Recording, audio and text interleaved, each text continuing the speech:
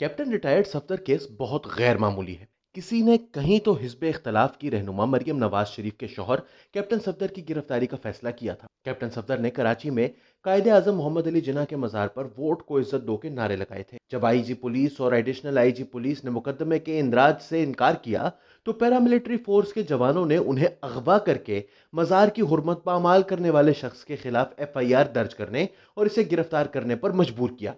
चनाचे ये गिरफ्तारी होटल के कमरे का दरवाजा तोड़कर अमल में लाई गई, जहां मज़कूरा शख्स अपनी अहलिया के साथ कयाम पजीर था। जब आला अफसरान के साथ रवा रखी जाने वाली इस बदसलूकी पर सिंध पुलिस के अफसरान एहतजाजन छुट्टी पर जाने लगे तो बिलावल भुट्टो जरदारी ने आईन और कानून की पामाली पर chief of army staff general Qamar Javed Bajwa से इंक्वायरी और जिम्मेदारी का तयन करने का मुतालबा किया।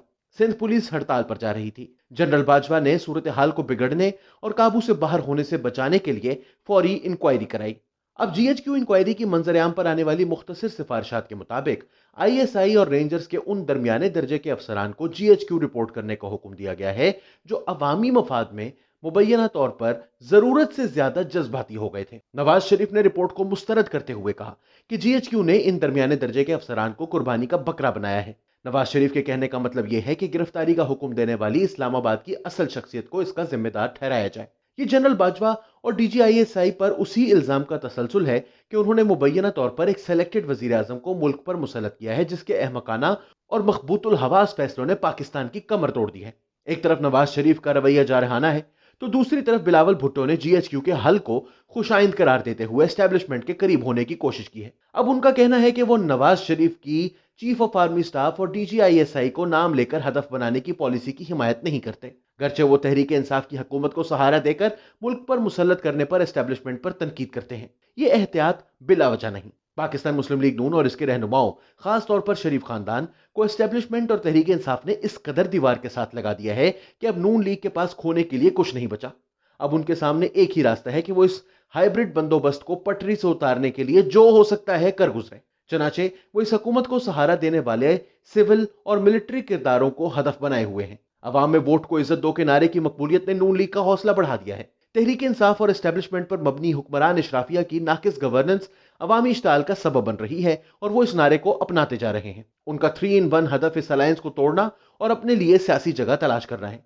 उनकी ये पॉलिसी उस वक्त तक बहुत महफूज है जब तक मौलाना फजलुर रहमान और उनकी जमीयत उलमा इस्लाम और इसके मुनज्जम और पुरजोश कारकुन उनके साथ हैं। जमीयत उलमा इस्लाम के पास भी खोने के लिए कुछ नहीं, हाँ हासिल करने के लिए बहुत कुछ है। जहां तक पीपल्स पार्टी का ताल्लुक है तो उसके पास खोने के लिए बहुत कुछ है, लेकिन वो एस्टेब्लिशमेंट को नाराज करके कुछ हासिल नहीं कर सकती। इसकी सिंध हुकूमत मुअत्तल होने से बच गई। आसिफ जरदारी को फिलहाल सजा और जेल की सऊबतों का सामना करने का कोई शौक नहीं और पीपल्स पार्टी ये भी जानती है कि अगर ताजा इंतखाबात होते हैं तो इससे सूबे में पहले से कम नशिस्तें मिलेंगी। इसकी वजह सूबे में इसकी मुखालिफ पार्टियों का उभरना है।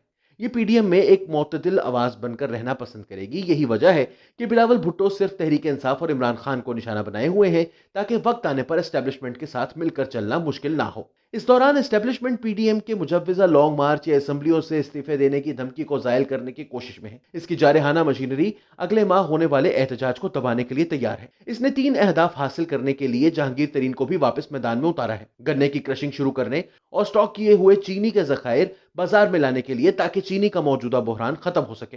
पंजाब और सिंध में तहरीक इंसाफ के नाराज कारकुनों से बात करके उन्हें बहरान के वक्त साथ देने पर राजी करने के लिए और अगर एस्टेब्लिशमेंट को मरकज और सूबे में इन हाउस तब्दीली करते हुए तहरीक इंसाफ के अलावा हुकूमत साजी की जरूरत पेश आए तो वो इन मेंबरान को हाथ में रख सके या मौजूदा सियासी जमूद खत्म करने के लिए ताजा इंतखाबात कराकर नया एस्टेब्लिशमेंट नवाज कोलिशन बनाया जा सके। जहांगीर तरीन बहरहाल इंतहाई मफाद परस्त सियासतदान है। देखा जा सकता है कि जब वो पाकिस्तान वापस आए तो इमरान खान की जबीन हरगिज शिकन आलूद नहीं थी। इस वक्त मईशत लहूलहान है।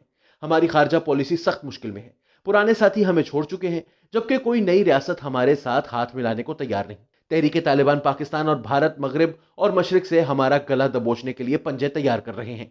कोविड-19 पूरी शिद्दत से वापस आ चुका है। अवाम नाराज और बेचैन है। इमरान खान से निजात हासिल करने के लिए पीडीएम नाराए मस्ताना लगाने के लिए तैयार है। दिसंबर और जनवरी सफाक तरीन महीने हो सकते हैं।